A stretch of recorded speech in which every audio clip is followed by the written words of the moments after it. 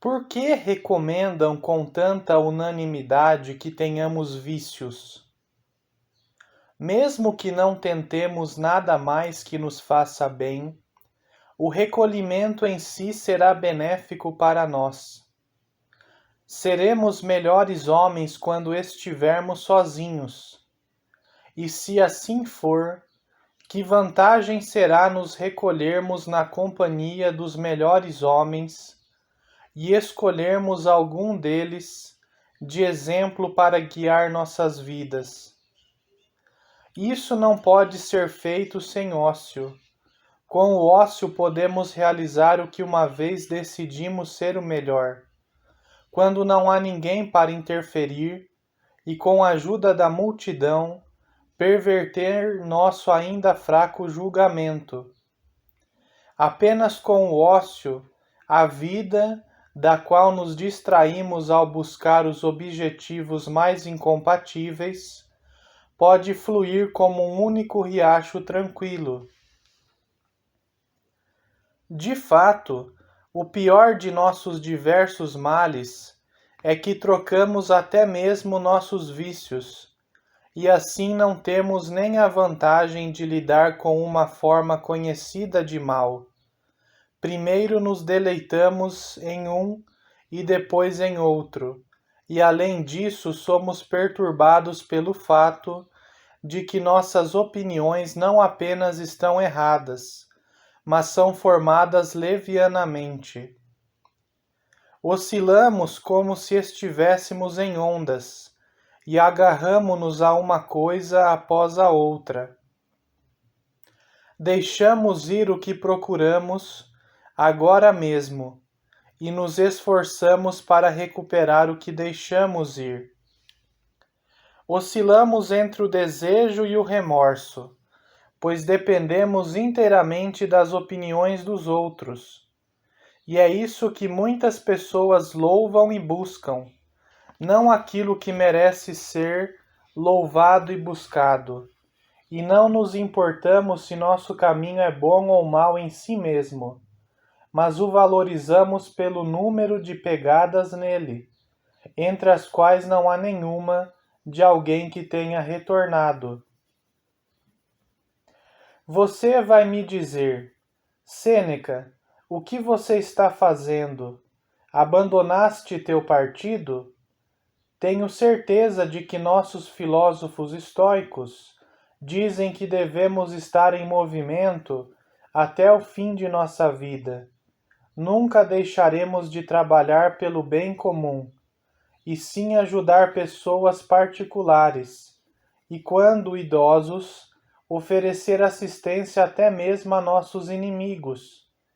Somos a escola filosófica que não dá baixa por qualquer número de anos de serviço, e nas palavras do poeta mais eloquente, usamos capacete quando nossos cachos ficam grisalhos.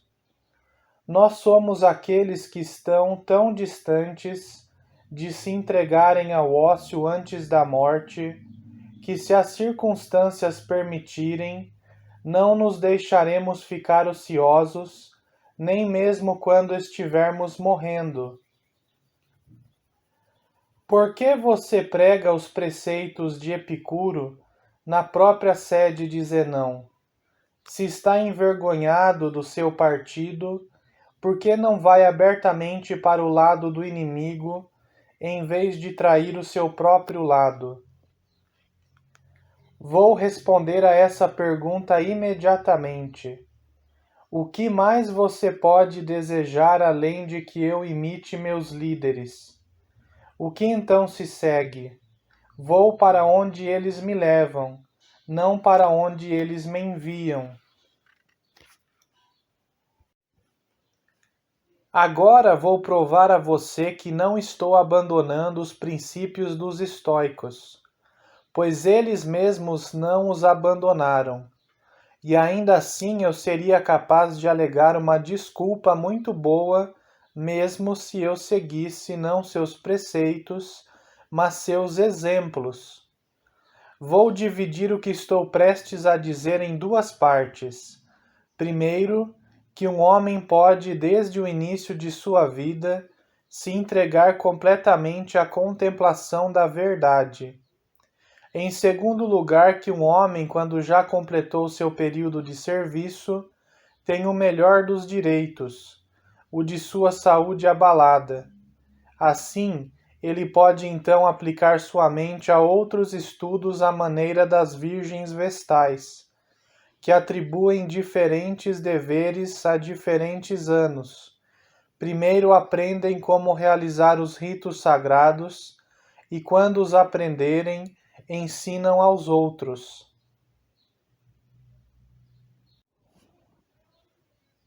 Vou mostrar que isso também é aprovado pelos estoicos. Não porque eu tenha me imposto o mandamento de não fazer nada contrário aos ensinamentos de Zenão e Crisipo, mas porque a própria questão me permite seguir os preceitos desses homens. Pois se alguém sempre segue os preceitos de um só homem, deixa de ser um debatedor e se torna um partidário. Quisera Deus que todas as coisas já fossem conhecidas, que a verdade fosse revelada e reconhecida, e que nenhuma de nossas doutrinas exigisse modificação. Mas como realmente acontece, temos que buscar a verdade na companhia daqueles mesmos que a ensinam. As escolas dos epicuristas e estoicos diferem amplamente em muitos aspectos, e nesse ponto entre os demais, no entanto, ambas nos destinam ao ócio, embora por caminhos diferentes. Epicuro diz: o sábio não se envolverá na política, exceto por alguma ocasião especial. Zenão diz: o sábio se envolverá na política, a menos que seja impedido por alguma circunstância especial. Um faz da busca pelo ócio o objetivo de sua vida. O outro o busca apenas quando tem motivos para fazê-lo. Mas essa palavra, motivos, tem um amplo significado. Se o Estado estiver tão corrupto a ponto de estar além de qualquer ajuda, e se o mal tiver domínio completo sobre ele, o sábio não trabalhará em vão nem desperdiçará sua força em esforços infrutíferos. Se ele estiver carente de influência ou força física, se o Estado se recusar a se submeter à sua orientação, e se sua saúde for um obstáculo, então ele não tentará uma jornada para a qual não está apto, assim como não colocaria no mar um navio desgastado, ou se alistaria no exército se fosse inválido. Consequentemente, aquele que ainda não sofreu, nem em saúde nem em destino, tem o direito, antes de enfrentar qualquer tempestade, de se estabelecer em segurança e, a partir daí, dedicar-se a uma atividade honrosa e a um ócio inviolável, bem como ao serviço daquelas virtudes que podem ser praticadas, mesmo por aqueles que levam uma vida tranquila. O dever de um homem é ser útil aos seus semelhantes, se possível, ser útil a muitos deles. Se não for possível, ser útil a alguns. Se não for possível, ser útil aos seus vizinhos. E se ainda assim não for possível, a si mesmo. Pois quando ele ajuda os outros, promove os interesses gerais da humanidade. Assim como aquele que se torna um homem pior, faz mal não apenas a si mesmo, mas a todos aqueles a quem ele poderia ter feito bem, se tivesse se tornado um homem melhor. Aquele que merece bem de si mesmo, faz o bem aos outros, pelo simples fato de estar preparando o que será útil a eles.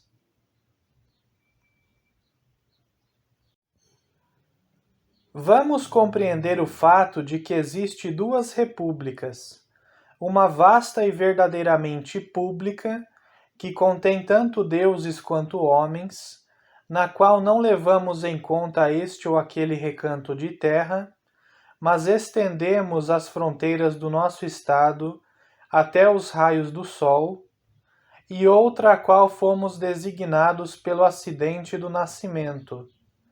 Esta pode ser a dos atenienses ou cartagineses, ou de qualquer outra cidade que não pertença a todos os homens, mas a alguns em particular. Alguns homens servem ambas essas repúblicas, a maior e a menor, ao mesmo tempo. Alguns servem apenas a menor, outros apenas a maior. Podemos servir a grande comunidade mesmo quando estamos ociosos. Na verdade, não tenho certeza de que não possamos servi-la melhor quando temos tempo para investigar o que é a virtude e se ela é uma ou muitas, se é a natureza ou a arte que torna os homens bons, se aquilo que contém a terra e o mar e tudo que neles há é apenas um, ou se Deus colocou neles muitos corpos da mesma espécie, se aquilo do qual todas as coisas são feitas é contínuo e sólido, ou se contém espaços ora vazios, ora completos. Se Deus olha ociosamente para sua obra, ou dirige o seu curso, se ele está fora e ao redor do mundo, ou se ele permeia toda a sua superfície. Se o mundo é imortal ou está destinado à decadência e pertence à classe de coisas que nascem apenas por um tempo, que serviço presta aquele que medita sobre essas questões a Deus? Ele impede que essas suas grandes obras não tenham ninguém para testemunhá-las.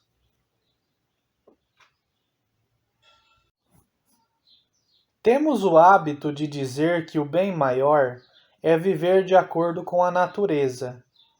Agora, a natureza nos produziu para ambos os propósitos, para a contemplação e para a ação. Vamos então provar o que dissemos antes. Aliás, quem não pensará que isso está provado, se refletir quão grande paixão temos por descobrir o desconhecido? Quão veementemente nossa curiosidade é despertada por todo tipo de conto romântico. Alguns homens fazem longas viagens e passam pela labuta de viajar para terras distantes, sem nenhuma recompensa, exceto a de descobrir algo oculto e remoto. Isso é o que atrai as pessoas para os espetáculos públicos e as leva a espreitar tudo o que está fechado, a desvendar tudo o que é secreto, a esclarecer pontos da antiguidade e a ouvir histórias sobre os costumes de nações selvagens. A natureza nos concedeu uma disposição inquisitiva e, consciente de sua própria habilidade e beleza, nos criou para sermos espectadores de suas vastas obras, porque ela perderia todos os frutos de seu trabalho se exibisse tais obras vastas e nobres, de construção tão complexa, tão brilhantes e belas, de tantas maneiras, apenas para a solidão. Para que você possa ter certeza de que ela deseja ser contemplada, não apenas vista, veja qual lugar ela nos atribuiu. Ela nos colocou no meio dela e nos deu uma visão completa ao redor. Ela não apenas colocou o homem ereto sobre seus pés, mas também com a intenção de facilitar a observação dos céus, ergueu sua cabeça bem alto e a conectou com um pescoço flexível, para que ele pudesse seguir o curso das estrelas do seu nascer ao seu pôr, e mover seu rosto junto com todo o céu. Além disso, ao passar 6 constelações pelo céu de dia e 6 à noite, ela exibe todas as partes de si mesma de tal maneira que, ao apresentar diante dos olhos do homem, o torna ansioso para ver o resto também. Pois não temos visto todas as coisas, nem mesmo sua verdadeira extensão, mas nossa visão apenas abre para si o caminho certo para a pesquisa e lança os fundamentos a partir dos quais nossas especulações podem passar do que é óbvio para o que é menos conhecido e descobrir algo mais antigo do que o próprio mundo, de onde essas estrelas surgiram. Indague qual era a condição do universo antes que cada um de seus elementos fosse separado da massa geral, com que princípio suas partes confusas e misturadas foram divididas, quem atribuiu seus lugares às coisas, se foi por sua própria natureza que o pesado afundou e o levou e o leve voou, ou se além do estresse e peso dos corpos, algum poder superior lhes deu leis. Se aquela maior prova de que o espírito do homem é divino é verdadeira, a teoria a saber é se algumas partes, como se fossem faíscas das estrelas, caíram sobre a terra e ficaram presas em uma substância estranha. Nossos pensamentos ultrapassam as muralhas do céu e não se satisfazem apenas em conhecer o que nos é mostrado. Investigo, dizem, o que está fora do mundo, se é um abismo sem fundo ou se também está limitado por suas próprias fronteiras, como é a aparência das coisas do lado de fora, se são amorfas e vagas, estendendo-se igualmente em todas as direções, ou se também estão arranjadas em um certo tipo de ordem, se estão conectadas com este nosso mundo, ou se estão amplamente separadas dele e giram no espaço vazio, se consistem de átomos distintos, dos quais tudo o que existe e existirá é feito, ou se sua substância é contínua e inteiramente capaz de mudança, se os elementos são naturalmente opostos uns aos outros, ou se não estão em conflito, mas trabalham para o mesmo fim por diferentes meios. Já que o homem nasceu para tais especulações, como essas, considere por quanto tempo ele as recebeu. Mesmo supondo que garanta seus direitos sobre todo esse tempo, não permita então que nenhuma parte dele lhe seja arrancada por bondade, ou escorregue por descuido, embora ele vigie todas as suas horas com cuidado avarento, embora ele viva até os confins extremos da existência humana, e embora a má sorte não leve nada do que a natureza lhe concedeu. Mesmo assim, o homem é demasiado mortal para compreender a imortalidade. Eu vivo de acordo com a natureza, portanto, me entrego totalmente a ela e a admiro e reverencio. No entanto, a natureza me destinou a fazer ambas as coisas, a praticar tanto a contemplação quanto a ação, e eu faço as duas, porque mesmo a contemplação não está isenta de ação.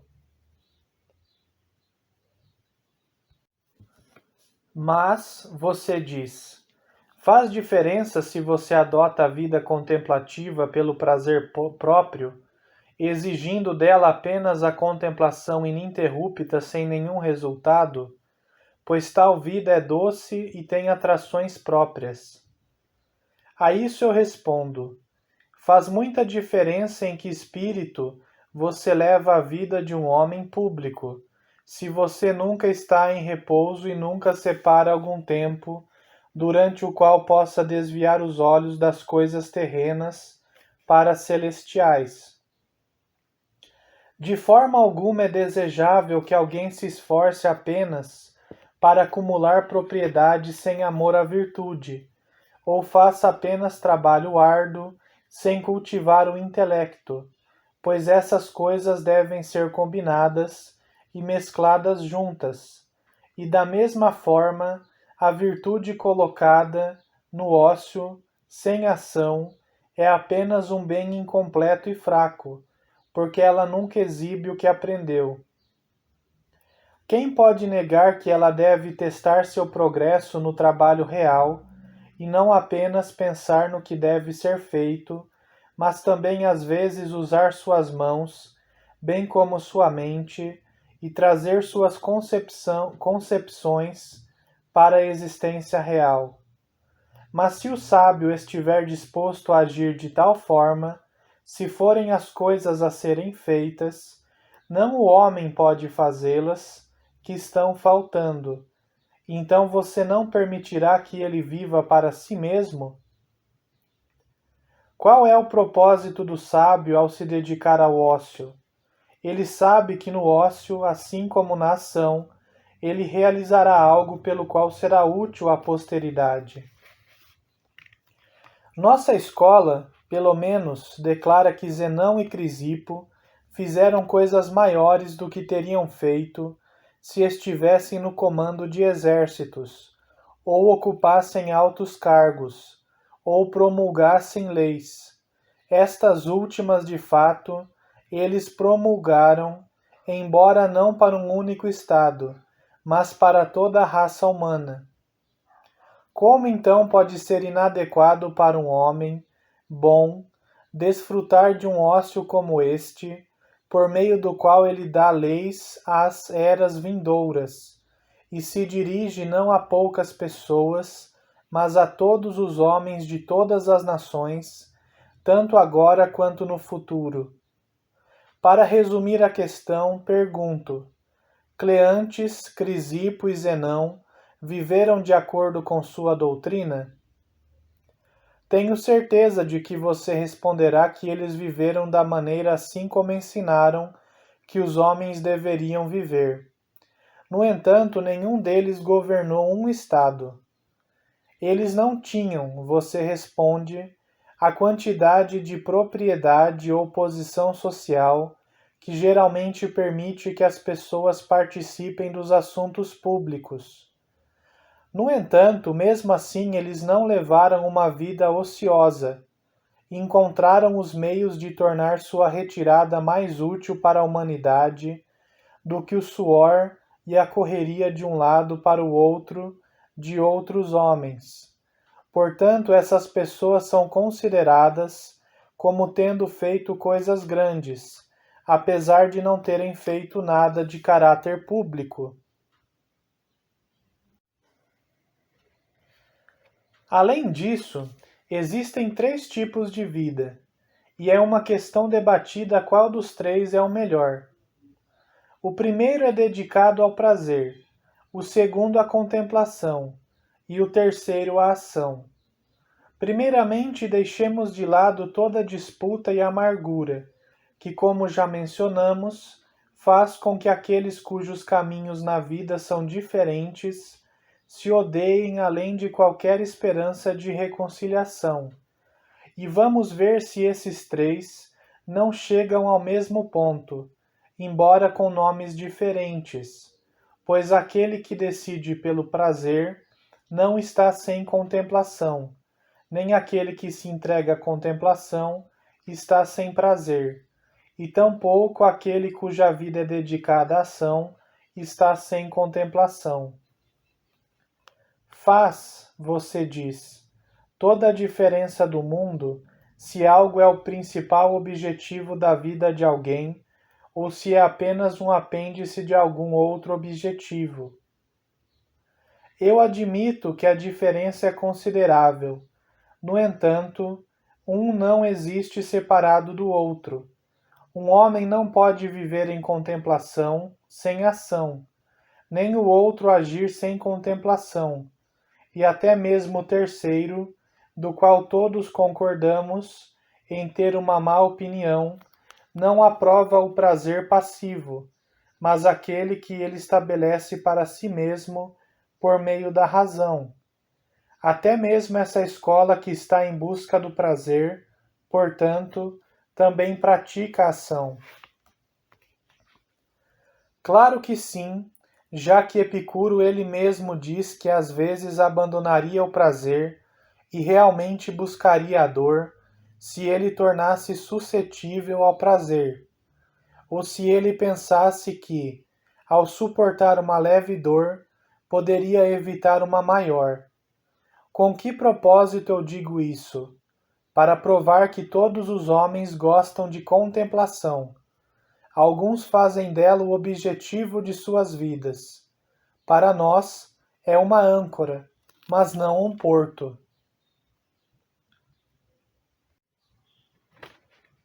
Além disso, de acordo com a doutrina de Crisipo, um homem pode viver em ócio.